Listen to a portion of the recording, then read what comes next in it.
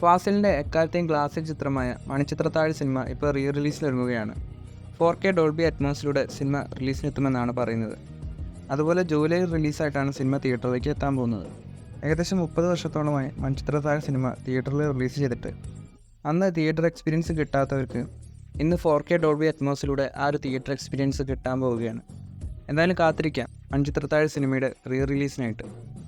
ലാലേട്ടൻ്റെ ഋഷഭ സിനിമ ഡ്രോപ്പായെന്നൊക്കെയാണ് റിപ്പോർട്ടുകൾ വന്നിരുന്നത്.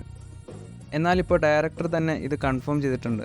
ഋഷഭ സിനിമ ഡ്രോപ്പായിട്ടില്ലെന്നും ചില ടെക്നിക്കൽ പ്രോബ്ലംസ് കാരണമാണ് ഋഷഭ സിനിമയുടെ ഭാഗത്തുനിന്ന് അപ്ഡേറ്റുകളൊന്നും വരാഞ്ഞത്. ഋഷഭ സിനിമയുടെ ബാക്കിയുള്ള ചിത്രീകരണം ഓഗസ്റ്റിൽ ആരംഭിക്കാനാണ് പ്ലാൻ ചെയ്യുന്നതെന്നാണ് സിനിമയുടെ ഡയറക്ടറായ നന്ദകിഷോർ പറയുന്നത്. അതുപോലെ സിനിമ ഡിസംബർ റിലീസായിട്ടോ അല്ലെങ്കിൽ അടുത്ത വർഷം ജനുവരി റിലീസായിട്ടോ തിയേറ്ററിലേക്ക് എത്തിക്കാനാണ് പ്ലാൻ ചെയ്യുന്നതെന്നും ഇൻസ്റ്റാഗ്രാമിൽ ഒരു ആരാധകനോട് മറുപടി കൊടുത്തിരിക്കുകയാണ്. അപ്പോൾ ഋഷഭ സിനിമ ഉപേക്ഷിച്ചിട്ടില്ല, വരുന്ന റൂമേഴ്സൊക്കെ തെറ്റാണ്. ഒരു കാലത്ത് ശത്രുക്കളായിരുന്നവർ പുതിയ കാലത്ത് അച്ഛനും മകനുമായിട്ട് ജനിക്കുന്നതാണ് സിനിമയുടെ ഒരു പ്ലോട്ടായിട്ട് പറയുന്നത്. ഋഷഭ സിനിമയിൽ പീരിയോഡിക് പോർഷൻസും അതുപോലെ പ്രസൻറ്റ് കാലഘട്ടവും കാണിക്കുന്നുണ്ട്. ഋഷഭ സിനിമയുടെ അപ്ഡേറ്റുകളൊക്കെ ഈ വർഷം തന്നെ പുറത്തു വരുമെന്നാണ് പ്രതീക്ഷിക്കുന്നത്. കൂടുതൽ ഋഷഭ സിനിമയുടെ അപ്ഡേറ്റുകൾക്കായി ഈ ഒരു ചാനൽ സബ്സ്ക്രൈബ് ചെയ്യുക.